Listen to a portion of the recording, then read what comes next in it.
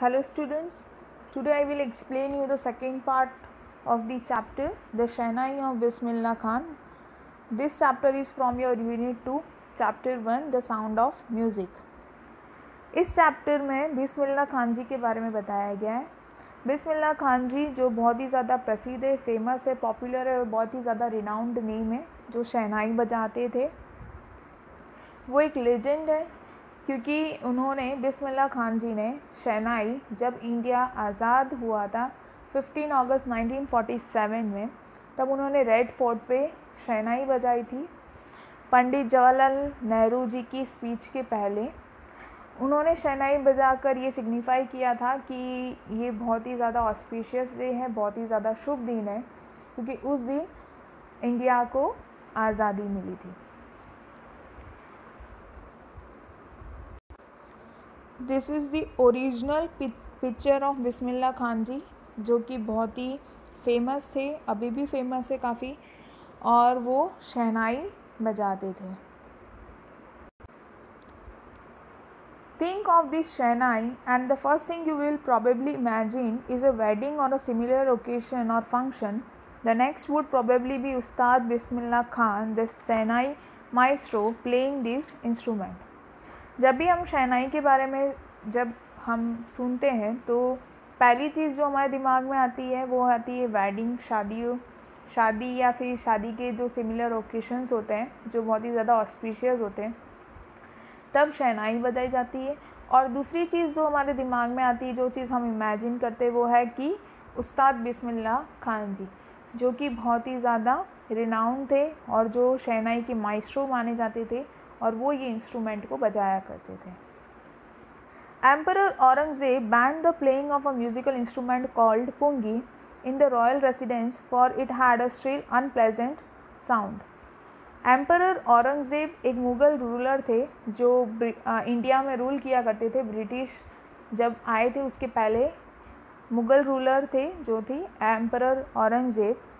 उन्होंने अपने royal residence में जो पुंगी है, जो कि एक म्यूज़िकल इंस्ट्रूमेंट है, उसे बैंड कर दिया था बजाने से, यानी कि रोक दिया था कि वो पुंगी उनके रॉयल रेसिडेंस में पुंगी नहीं बजाई जाएगी, क्योंकि उसकी श्रील अनप्लेजेंट साउंड था। श्रील मतलब कि शार्प, तीखा, अनप्लेजेंट जो तुम्हें पसंद ना आए, डिसलाइक करते, जिसे अप्रिय करते हैं।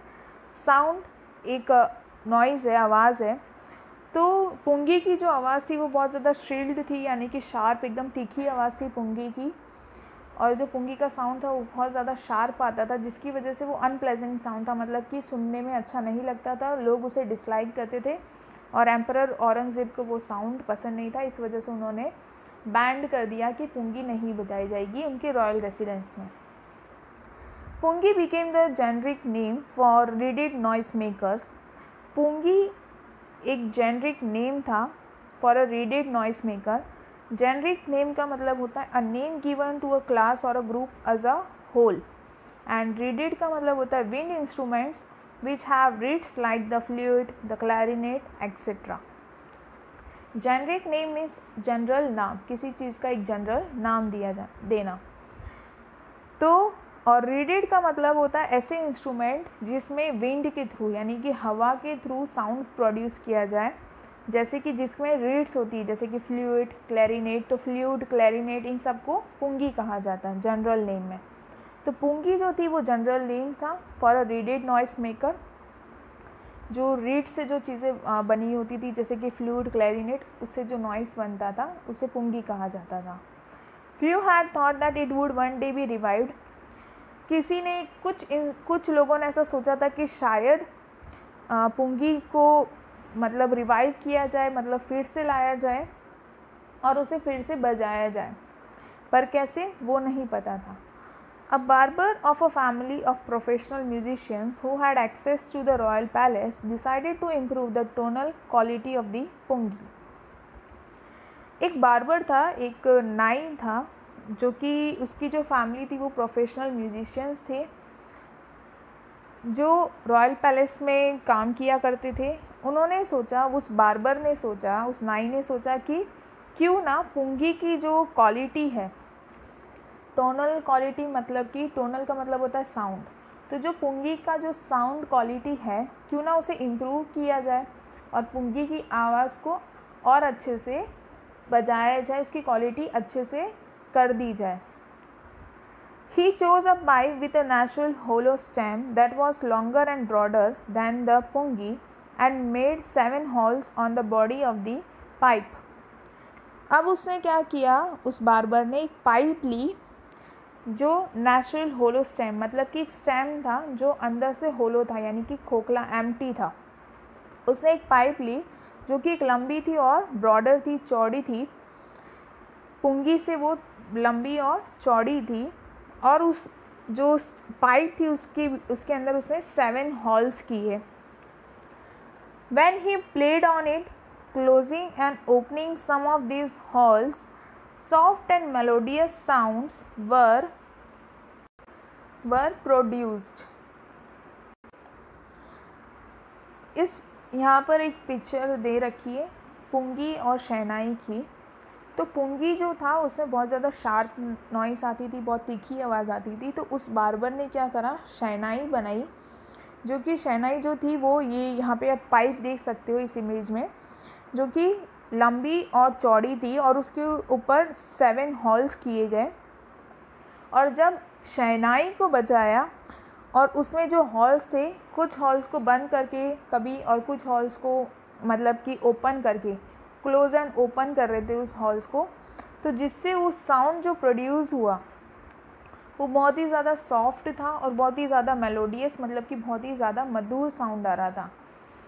तो पुंगी से जो शहनाई थी, पुंगी जो थी उसमें नॉइज़ काफ़ी ज़्यादा शार्प थी, पर जो शहनाई की जो साउंड आ रही थी उस हॉल्स को ओपन क्लोज कर रहे थे, कुछ हॉल्स को ओपन कर रहे थे, कुछ हॉल्स को बंद कर रहे थे, और जो विंड के थ्रू जो साउंड प्रोड्यूस हो रहा था वो बहुत ही ज़्यादा मेलोडियस था।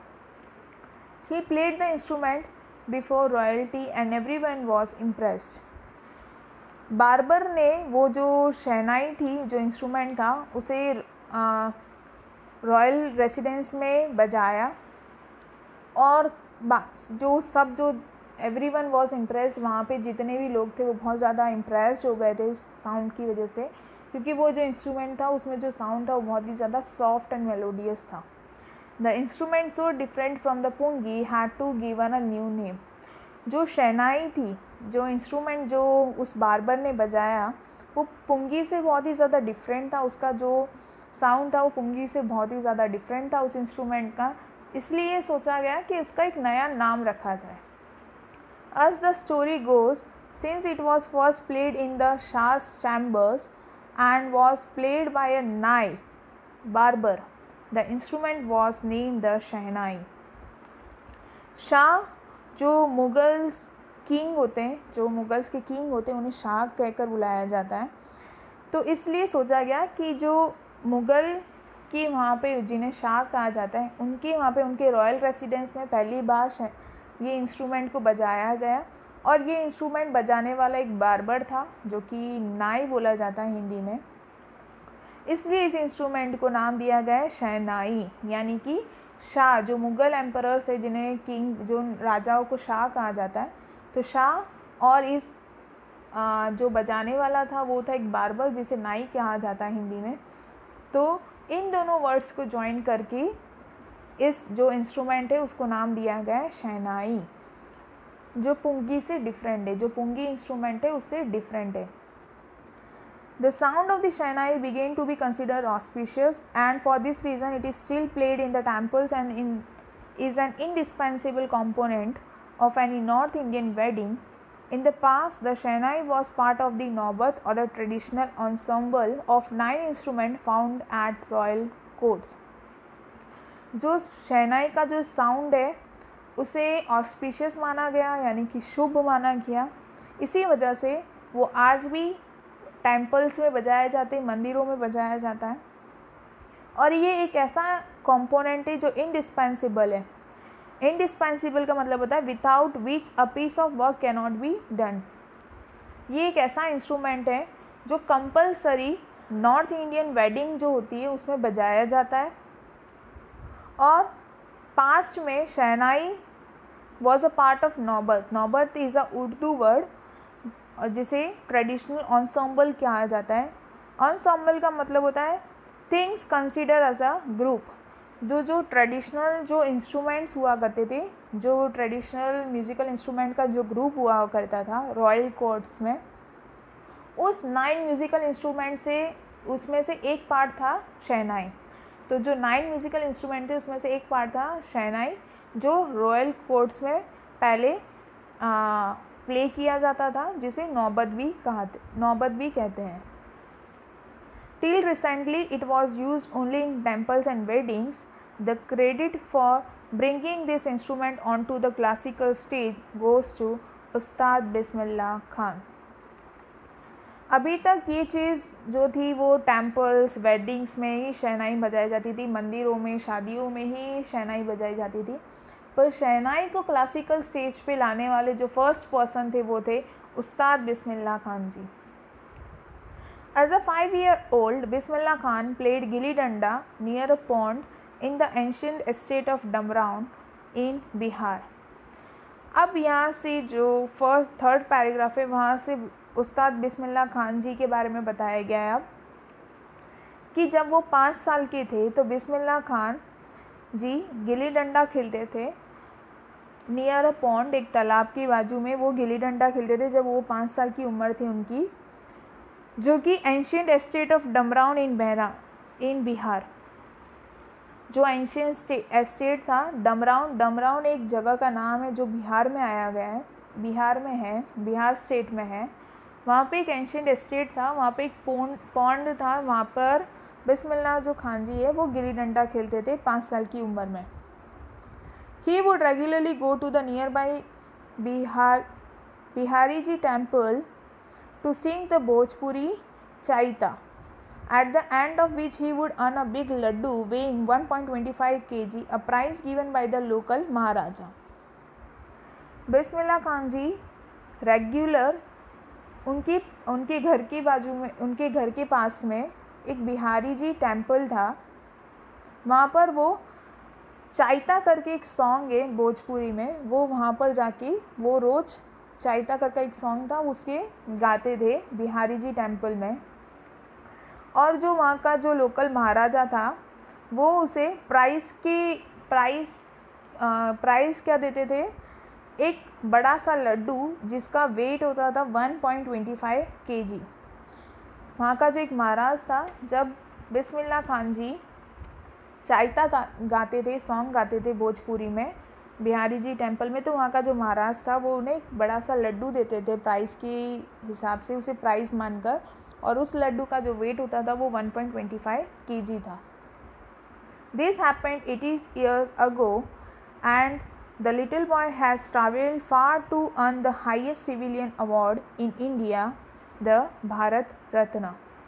और 80 years के बाद, 80 साल के बाद बिस्मिल्लाह खान जी ने हाईएस्ट सिविलियन अवार्ड पाया था इंडिया का, जो कि था भारत रत्न। मतलब कि एक मंदिर से शुरुआत की थी उन्होंने बिहारी जी टेम्पल में, जहाँ पे वो भोजपुरी चाइता सॉन्ग गाया करते थे, और महाराज जो लोकल महाराज था उन्हें 1.25 kg का लड्डू देते थे एज अ प्राइज़। और 80 साल के बाद 80 years उन्हें जो इंडिया का हाईएस्ट सिविलियन अवार्ड है द भारत रत्न उन्हें मिला था। तो उनकी जर्नी बहुत ही ज़्यादा खूबसूरत थी। Born on 21 March 1960, Bismillah belongs to a well-known family of musicians from Bihar. Bismillah Khan ji का बॉर्न ईयर था 1960, वो 21 March 1916 को उनका जन्म हुआ था, और वो बहुत ही ज़्यादा वेल नोन फैमिली से थे, और उनकी जो फैमिली थी वो म्यूजिशियंस थे, और बिस्मिल्लाह खान जी बिहार से बिलोंग करते थे। तो बिस्मिल्लाह खान की ये फैमिली जो थी वो ऑलरेडी म्यूजिशियंस थे, प्रोफेशनल म्यूजिशियंस थे, और वो बिहार से बिलोंग करते थे। His grandfather Rasool Bakhsh Khan was the shehnai nawaz of the Bhojpur kings court. His father Paigambar Bakhsh and other paternal ancestors were also great shehnai players।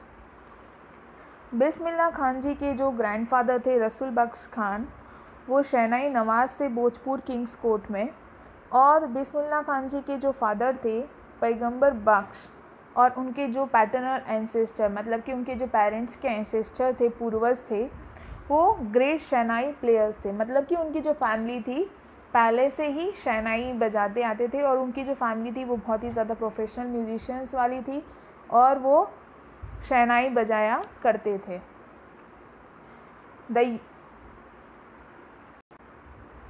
The young boy took to music early in life. At the age of 3, when his mother took him to his maternal uncle's house in Banaras, now Varanasi, Bismillah was fascinated watching his uncles practice the शहनाई। बिस्मिल्लाह खान जी जब young थे तो उन्होंने जल्दी ही music को life बना लिया था कि वो म्यूज़िक को सीखेंगे, क्योंकि उनकी जो फैमिली जो एंसेस्टर थे वो शहनाई ऑलरेडी बजाते थे, वो प्रोफेशनल म्यूजिशियंस थे उनकी फैमिली वाले। तो बिस्मिल्लाह खान ने यंग एज में ही म्यूज़िक को अपना लाइफ बना लिया था, म्यूज़िक सीखना उन्होंने स्टार्ट कर दिया था। जब बिस्मिल्लाह खान जी की एज 3 थी, मतलब जब वो 3 साल के थे, तो बिस्मिल्लाह खान जी की मदर जो थी, उनकी जो माता थी, उन्होंने वो उसे मैटरनल अंकल के घर ले गई थी, जो कि बनारस, जिसे अभी वाराणसी कहा जाता है। तो बिस्मिल्लाह खान जी की जो मदर है, जब उनकी 3 साल की उम्र थी तो वो अपने मैटरनल अंकल मतलब कि उनके मामा के घर ले गई थी, जो कि बनारस है, जिसे आजकल वाराणसी कहा जाता है। बिस्मिल्लाह खान को बहुत ही अच्छा लगता था जब उनके अंकल मतलब जब उनके मैटरनल अंकल, जब उनके मामा शहनाई बजाया करते थे, तो उन्हें देखकर उन्हें बहुत अच्छा लगता था। Soon Bismillah started accompanying his uncle Ali Baksh to the Vishnu temple of Banaras, where Baksh was employed to play the शहनाई। बिस्मिल्लाह खान जो उनके अंकल थे अली बख्श, यानी कि जो मैटरनल अंकल बिस्मिल्लाह खान के जो मामा थे, बिस्मिल्लाह खान उनके साथ में एक विष्णु टेम्पल था बनारस में, वहाँ पर उनके साथ जाया करते थे। अली बख्श वहाँ पे एम्प्लॉयर थे, विष्णु टेम्पल में वो शहनाई बजाया करते थे। तो बिस्मिल्लाह खान जी अली बख्श के साथ में उस बनारस का जो विष्णु टेम्पल है वहाँ उनके साथ जाया करते थे। Ali Bakhsh would play the shehnai and Bismillah would sit captivated for hours on end. Captivated का मतलब होता है अट्रैक्ट होना, ऑन एंड का मतलब होता है for a very long time without stopping.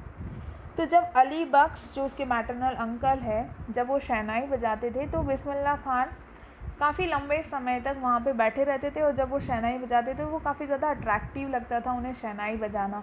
उन्हें शहनाई का साउंड और वो चीज़ बहुत ही ज़्यादा अट्रैक्टिव लगता था, उन्हें वो शहनाई का साउंड और उन्हें देखना बहुत ही ज़्यादा अच्छा लगता था। तो वो काफ़ी समय तक मंदिर में बैठा करते थे और शहनाई का जो साउंड है उसे इंजॉय किया करते थे। Slowly he started getting lessons in playing the instrument and would sit practicing throughout the day. काफ़ी समय तक वो बनारस में ही रहे। उन्होंने अपने मैटरनल अंकल जो अली बख्श था उनसे शहनाई बजाना सीखा। धीरे धीरे वो उनसे वो प्रैक्टिस लेते थे, वो उनसे सीखते थे बैठकर, और पूरा दिन वो शहनाई की बजाने की प्रैक्टिस किया करते थे। For years to come, the temple of Balaji and Mangala Maiya and the banks of Ganga became the young apprentice's favorite haunts, where he could practice in solitude. For years मतलब काफ़ी सालों तक वो बालाजी और मंगला मैया और बैंक्स ऑफ गंगा यानी गंगा के किनारे वहाँ पे प्रैक्टिस किया करते थे जब वो यंग थे। अप्रेंटिस का मतलब होता है a person who is taking training, जो इंसान ट्रेनिंग ले रहा हो। और हॉन्ट्स का मतलब होता है कि a place where you wants to go frequently, ऐसी जगह जहाँ पे तुम बार बार जाना चाहते हो, जाने की इच्छा रखते हो। और सॉलिट्यूड का मतलब होता है अलोन, सिंगल, बीइंग सिंगल, अकेले। तो बिस्मिल्लाह खान जी जो बालाजी टेम्पल था, मंगला मैया टेम्पल था गंगा के किनारे, वो वहाँ पर काफ़ी समय बिताते थे। वहाँ पर वो अकेले प्रैक्टिस किया करते थे। जो ऐसी गंगा, जो बैंक ऑफ गंगा है, मंगला मैया है, बालाजी टेम्पल है, वहाँ पे उनको प्रैक्टिस करना बहुत अच्छा लगता था। और वो अकेले वहाँ पर प्रैक्टिस किया करते थे और वो बार बार वहीं पर जाके सीखा करते थे शहनाई बजाना. The flowing waters of the Ganga inspired him to improvise and invent ragas that were earlier considered to be beyond the range of the shehnai. जो गंगा का जो फ्लोइंग वाटर था उनसे वो बहुत ज़्यादा इंस्पायर्ड होते थे. ऐसे इंस्पायर्ड होते थे कि वो जो पानी जो फ्लो होता था उसमें से जो साउंड आता था उनसे वो बहुत ज़्यादा इंस्पायर्ड होते थे. वो सोचते थे कि जो ये शहनाई बजाने की जो बजाने का जो राग होते हैं उसे और ज़्यादा इम्प्रूव किया जाए. तो बिस्मिल्लाह खान जी ने काफ़ी सारे राग को इन्वेंट किया, काफ़ी सारे राग्स उन्हें नए नए बनाए. और पहले ये जो शहनाई जो बजाने का जो था वो बियॉन्ड द रेंज था, मतलब कि एक ही अलग ही टैलेंट था उनके अंदर जो उन्होंने नए नए राग्स को इन्वेंट किया गंगा रिवर की जो फ्लोइंग वाटर है उससे इंस्पायर होकर. तो उन्होंने राग्स के अंदर काफ़ी ज़्यादा इम्प्रोवाइज़ किया, नए नए राग्स इन्वेंट किए और उनमें इतना ज़्यादा टैलेंट था कि उन्होंने शहनाई को एक अलग लेवल पर लेकर गए. At the age of 14, Bismillah accompanied his uncle to the Allahabad Music Conference. At the end of his recital, Ustad Fayaz Khan patted the young boy's back and said, "Work hard and you shall make it." जब बिस्मिल्लाह खान जी की as 14 थी तो बिस्मिल्लाह खान अपने uncle के साथ में Allahabad music conference में गए थे. वहाँ पे उन्होंने परफॉर्मेंस दिया और जब उनका परफॉर्मेंस एंड हुआ, उनका जब परफॉर्मेंस ख़त्म हुआ तो वहाँ पर उस्ताद फैज़ खान करके जो थे वो बहुत ही ज़्यादा फेमस म्यूज़िकल इंस्ट्रूमेंट बजाते हैं, फेमस है वो. उन्होंने बिस्मिल्लाह खान जी के बैक पे पैट किया और कहा कि वर्क हार्ड, मेहनत करो, यू शैल मेक इट. अगर तुम बहुत ज़्यादा मेहनत करोगे तो तुम अपना नाम आगे जाके म्यूज़िकल इंस्ट्रूमेंट में बना सकते हो. With the opening of the All India Radio in Lucknow in 1938 came Bismillah's big break. He soon became an often heard Shehnai player on radio. बिस्मिल्लाह खान जी का फर्स्ट ब्रेक आया था, मतलब कि फ़र्स्ट उनकी न्यू जर्नी स्टार्ट हुई थी जब लखनऊ में 1938 में ऑल इंडिया रेडियो आया. ऑल इंडिया रेडियो के ओपनिंग से बिस्मिल्लाह खान जी को फर्स्ट ब्रेक मिला उनकी लाइफ का और वो फर्स्ट ऐसे शहनाई प्लेयर थे जो रेडियो में सुना करते थे. लोग उन्हें ऑफ्टनली बार बार रेडियो पे शहनाई सुना करते थे जो बिस्मिल्लाह खान जी बजाया करते थे. तो 1938 में लखनऊ में उनका फर्स्ट ब्रेक हुआ था जब ऑल इंडिया रेडियो ओपन हुआ और वो एक ऐसे इंसान थे जिन्हें जो शहनाई को लोग बार बार सुना करते थे रेडियो के through. When India gained independence on 15 August 1947, Bismillah Khan became the first Indian to greet the nation with his Shehnai. He poured his heart out into Rag Kafi from the Red Fort to an audience which included Pandit Jawaharlal Nehru, who later gave his famous Tryst with Destiny speech. India को 15 अगस्त 1947 में independence मिला था, आज़ादी मिली थी 15 अगस्त 1947 को. तब बिस्मिल्लाह Khan ji first Indian ऐसे पर्सन थे जिन्होंने नेशन वाइड शहनाई से शहनाई से अपने आप को सिग्निफाई किया था. उन्होंने शहनाई बजाई थी, फर्स्ट इंडियन पर्सन थे जिन्होंने शहनाई बजाई थी 15 अगस्त 1947 में. उन्होंने फेमस राग गाया था, उस राग का नाम था राग काफ़ी. ये जो शहनाई जहाँ पर बजाई थी वो रेड फोर्ट पे उन्होंने बजाई थी और उसके बाद पंडित जवाहरलाल नेहरू ने एक फेमस अपनी खुद की स्पीच दी थी, ट्राइस्ट विथ डेस्टिनी. तो बिस्मिल्लाह खान का एक हिस्टोरिकल मोमेंट था कि उन्होंने 15 अगस्त 1947 में को शहनाई बजाई थी रेड फोर्ट पे और उन्होंने राग काफ़ी गाया था जो कि बहुत ही ज़्यादा फेमस है. Bismillah Khan has given many memorable performances both in India and abroad. Bismillah Khan ji ने काफ़ी ज़्यादा परफॉर्मेंस दिए गए जो बहुत ही ज़्यादा मेमोरेबल है जो इंडिया में भी उन्होंने परफॉर्मेंस दिए हैं और साथ साथ में अब्रॉड यानी कि फॉरेन कंट्रीज़ में भी उन्होंने काफ़ी ज़्यादा परफॉर्मेंसेस दिए हैं जो कि बहुत ही ज़्यादा मेमोरेबल है, यानी कि यादगार है। His first trip abroad was to Afghanistan, where King Zahir Shah was so taken in by the maestro that he gifted him priceless Persian carpets and other souvenirs. Taken in by का मतलब होता है attracted और charmed by। बिस्मिल्लाह खान जी ने first जो abroad की trip की थी वो की थी उन्होंने अफ़गानिस्तान। फर्स्ट वो अफ़गानिस्तान गए थे फॉरेन में, जहाँ पे उन्होंने किंग ज़ाहिर शाह की वहाँ पर परफॉर्मेंस दी थी।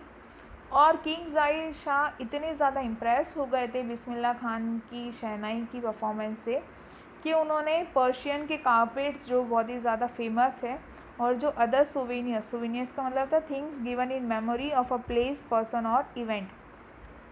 तो किंग ज़ाहिर खान शाह ने उन्हें पर्शियन कारपेट्स दिए और अदर सोवेनियर्स गिफ्ट दी क्योंकि वो बहुत ज़्यादा इम्प्रेस हो गए थे।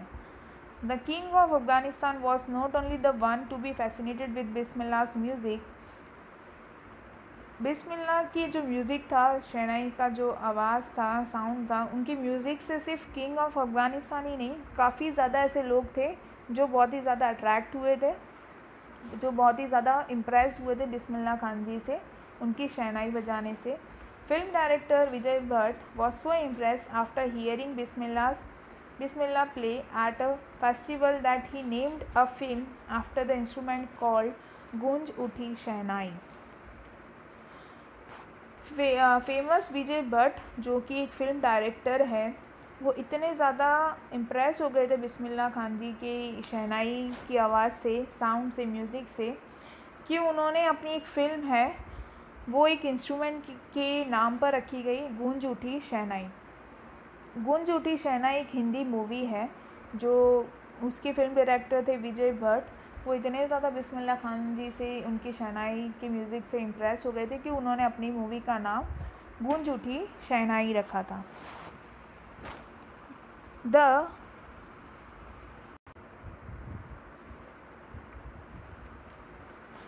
The film was a hit and one of the Bismillah Khan's composition, दिल का खिलौना है टूट गया, turned out to be a nationwide chartbuster despite the huge success in the celluloid world. Chartbuster का मतलब होता है रिकॉर्ड ब्रेकर, सेल्यूलॉइड का मतलब होता है old fashion way of referring to films.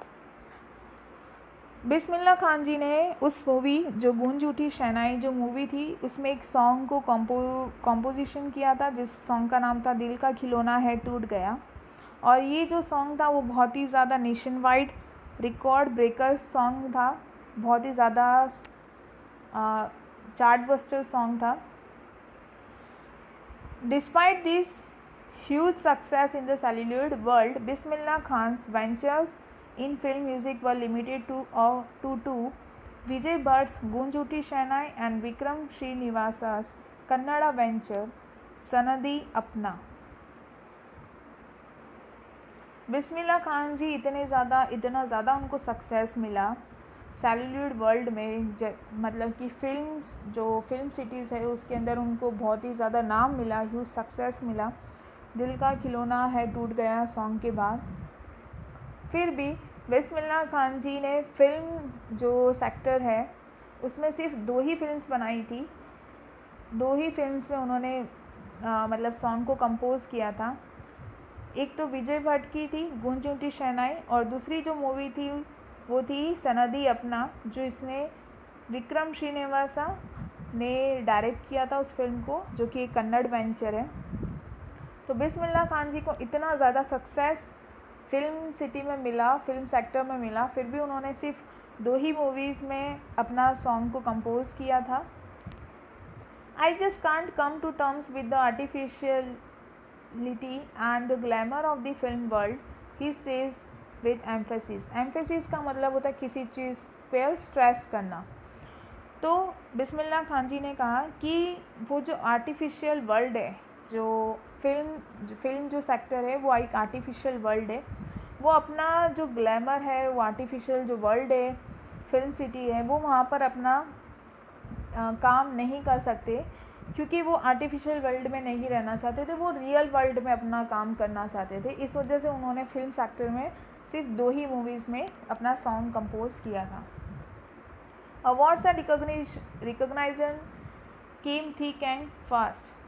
Thick and fast का मतलब होता है उन्हें बहुत सारे अवार्ड्स मिले, उनको बहुत ज़्यादा अवार्ड मिला, रिकॉग्नाइजेशन मिला, उनको बहुत ज़्यादा पहचान मिली, बहुत ज़्यादा अवार्ड्स मिले रियल वर्ल्ड्स में। Bismillah Khan became the first Indian to be invited to perform at the prestigious Lincoln Center Hall in the United States of America. He also took part in the World Exposition in Montreal, in the Cannes Art Festival and in the Osaka Trade Fair.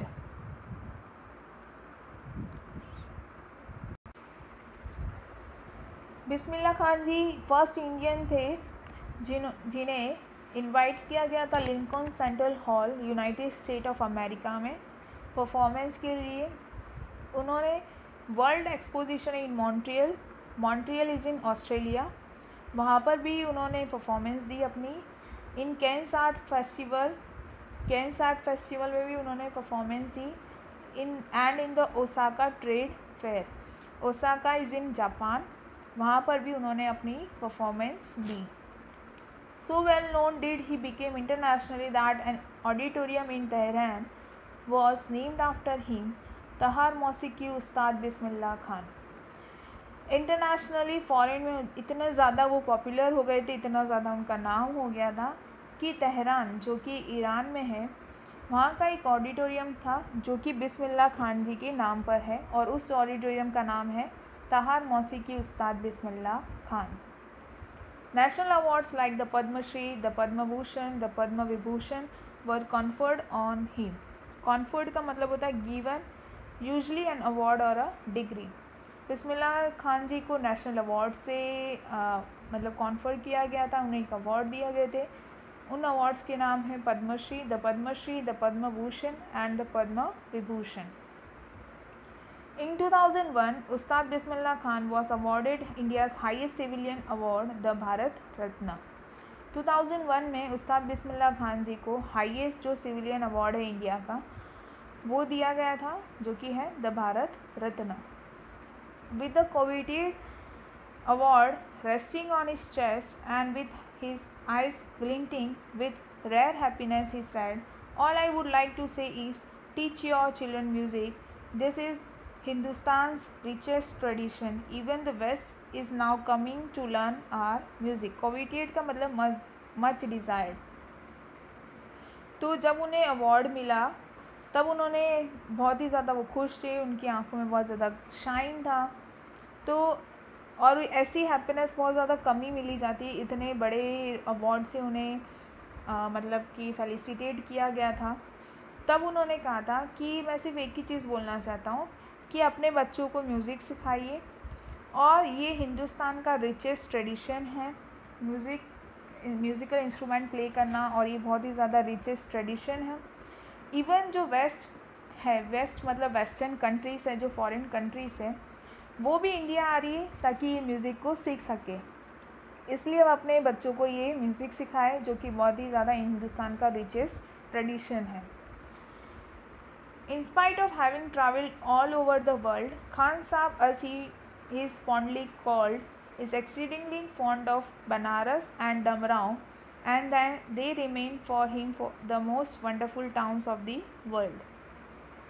Bismillah Khan ji ने बहुत ही अलग अलग जगह पे travel किया है world में, और उन्हें बिस्मिल्लाह खान जी को खान साहब कहा जाता है प्यार से।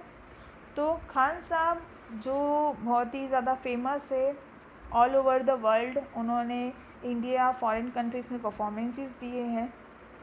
फिर भी जो दो सबसे ज़्यादा प्लेस जो उनके दिल के करीब थी, वो थी बनारस और डमराव।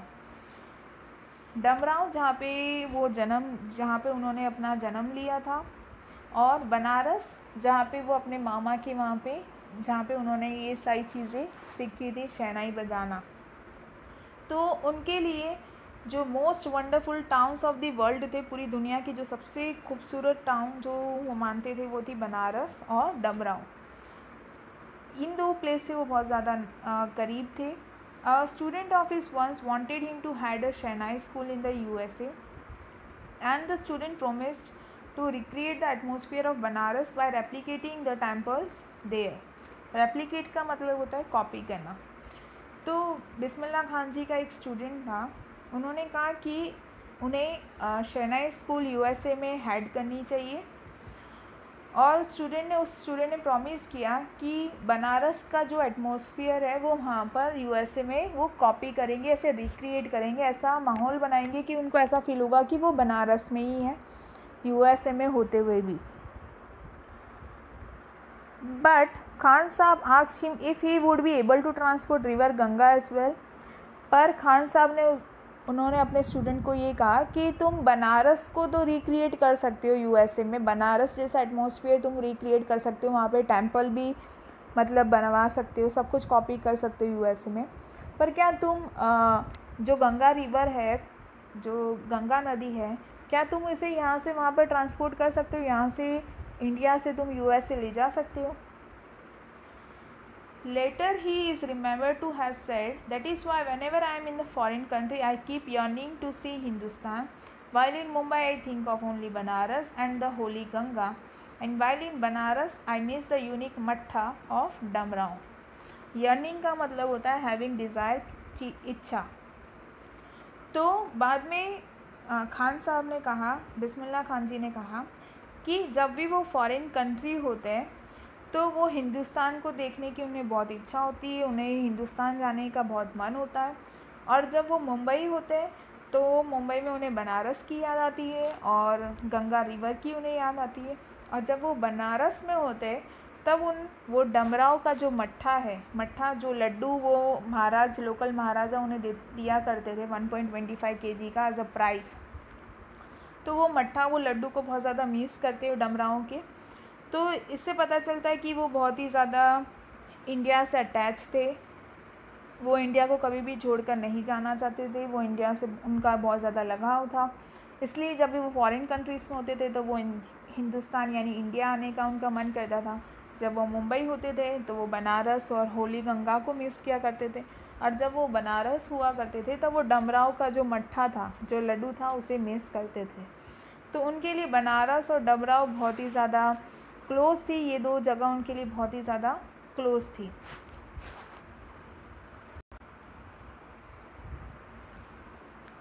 Ustad Bismillah Khan's life is a perfect example of the rich cultural heritage of India, one that effortlessly accepts that a devout Muslim like him can very naturally play the Shehnai every morning at the Kashi Vishwanath temple. Devote का मतलब होता है believing strongly in a religion and obeying its laws and following its practices. उस्ताद बिस्मिल्लाह खान जी एक perfect example है जो कि rich और cultural heritage of India है, जो शहनाई है उसके लिए, कि उन्होंने वो मुस्लिम होते हुए भी वो हिंदू टेंपल जो काशी विश्वनाथ टेंपल है वहाँ पर रोज़ सुबह शहनाई बजाया करते थे. मतलब कि मुस्लिम होते हुए भी वो हिंदू टेंपल में रोज़ शहनाई बजाते थे. उनके लिए जो रिलीजन, जो धर्म का जो बैरियर है, वो उन चीज़ों में वो नहीं मानते थे. तो वो एक परफेक्ट एग्जाम्पल थे.